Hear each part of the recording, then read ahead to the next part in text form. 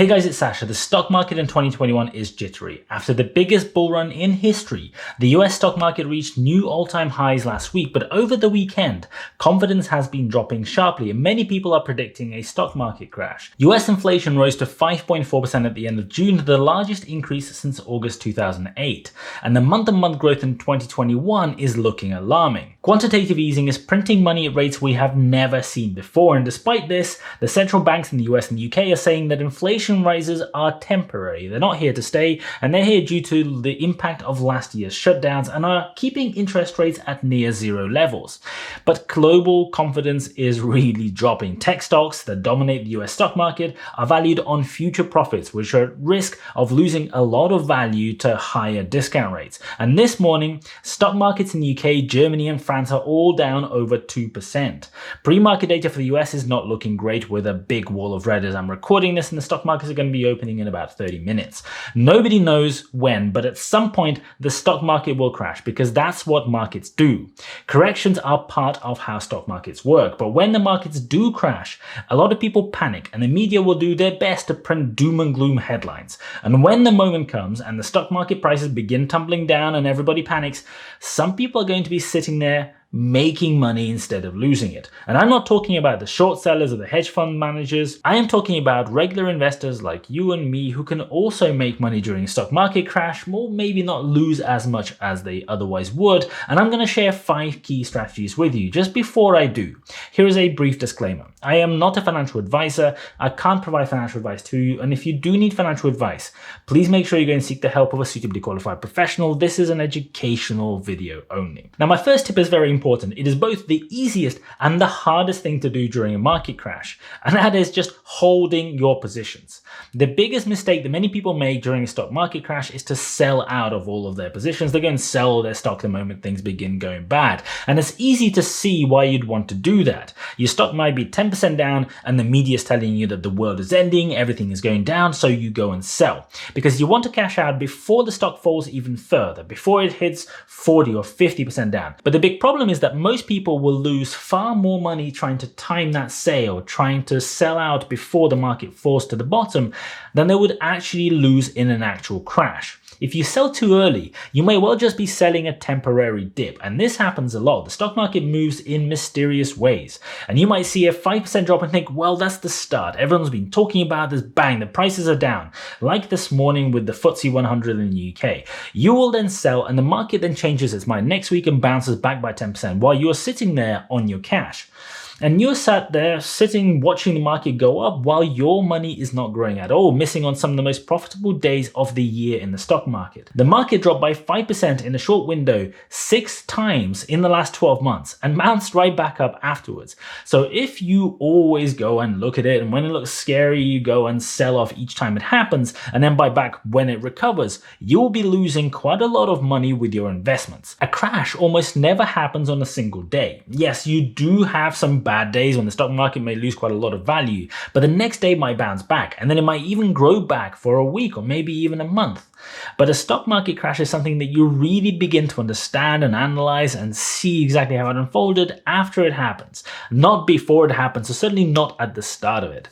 And if it's happening, you'll typically have no idea if this is just a short-term correction, if this is the start of a full-on crash, or something in between. And so if you wait and you try to understand what is happening, and then by the time you have understood, you've lost 20 or 30% of your value, and then you decide that it really is a crash and you sell then you're already too late. A stock market crash will typically wipe out about 40% of the value from the peak before the crash to the bottom afterwards.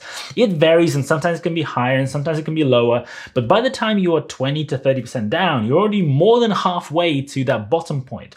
Selling at that point means there is a very high chance you will miss the actual bottom, or even if you do reach it, the difference is not going to be that great, and then you might actually miss the big bounce back. You'll think that this crash is still continuing and maybe it's only 35% down and you think it's going to continue going further, but then it bounces to far above the point at which you sold, and you're sitting there holding your cash thinking, why did you go and sell? Which brings me to my next point, which is an incredibly important thing to do during a market crash, and that is to remain calm. It is very easy to say, and I appreciate that it sounds incredibly simple, but it is very, very hard to do, especially if you haven't been through one of these before. All the media will be telling you that the whole economy is collapsing. You need to get out. It is the worst thing ever. It is the worst crash that we've ever seen. The stock market is red. Shops might have shortages. Social media will be full of dire forecasts. Everyone is going to be saying loads of stuff. It's going to sound incredibly awful. A market crash is a very high pressure situation. And in any high pressure situation, what you really need to do is you need to stop and think rationally. Don't sell or buy anything because somebody told you to. Don't sell on any hype, on any random news, on any kind of stuff that you hear on social media. Do not make rash decisions on the back of a tabloid headline or people shouting on CNBC. Do proper due diligence and use numbers. Use logic based on data and just turn off the noise. Now, the most profitable thing that you can do during a stock market crash is to buy the dip. If you've done your homework and the crash does not affect you thinking on the long-term optics of your investments, a market crash can be a great opportunity to buy those stocks at a huge discount. In big market crashes, that discount can be insane, especially in the industries that are hit particularly hard during that specific crash, because most crashes have one or two industries that are disproportionately affected. Some tech stocks like Amazon crashed to incredibly low prices, losing 95% of their value in the dot-com bubble, and banks like Capital One, for example, lost huge amounts of their share price, dropping to below $10 after the 2008 financial crash. And often, these short-term prices are incredibly low because of panic, because of loss of any market rationale, because of unprecedented volumes of sales pushing the price to far below where it really would be in any normal situation. If you are regularly investing in the stock market every single month, for example, these months can be some of the most lucrative, some of the most profitable in your whole investing career. You can buy stocks at a fraction of their real fundamental value for no reason at all. I've seen people make huge amounts of money by buying in at these points while everybody else is panicking, while everyone else is taking the money out of the stock market instead of putting it back in. And some people will tell you that to take advantage of these crashes, it makes sense to sell out of your positions to the top and then use that cash to invest at the bottom. Now, remember what I told you earlier, it is almost impossible to tell when the right time to cash out is, or definitely when the right time to buy back in is. And if the stock market goes back up before dropping, you might never be able to buy in at the price that you cashed out at. In April 1995, the stock market was up over 200% in a huge bull run. And if you sold out then, when everyone thought that it was already massively overvalued, you would miss out on a further 150% growth before the eventual dot-com crash happened. And even after that dot-com crash, and even after the following financial crash, the very bottom after those would still be higher than the point at which you sold. You would never be able to use your cash to buy back into the market at a lower price. Now, the next really important thing to do is to be incredibly picky, very selective with your investments. This is a point that is very often overlooked and I don't hear many people talk about. It is also something that most people find very difficult to do, and many just don't feel the confidence or have the knowledge to do it. When you anticipate the market crashing or when it begins going down, you can go and begin investing on that downturn and waiting for the overall market to regain its losses, and that's what most people are going to be doing, and that's probably the right thing for most people. And that will work, but in a major market crash, the recovery can take a lot of time, sometimes many, many years to recover. Some companies, though, will recover much more quickly, and these usually won't be the robust, stable revenue, dividend-paying types of companies. The sort of companies that can bounce back quickly will be the hyper-growth stocks, especially if they are in the industry that gets hit particularly hard during the crash. And the problem with these types of companies is that while some of them will bounce back, there'll be plenty of others that will not, and that will crash and burn during the crash.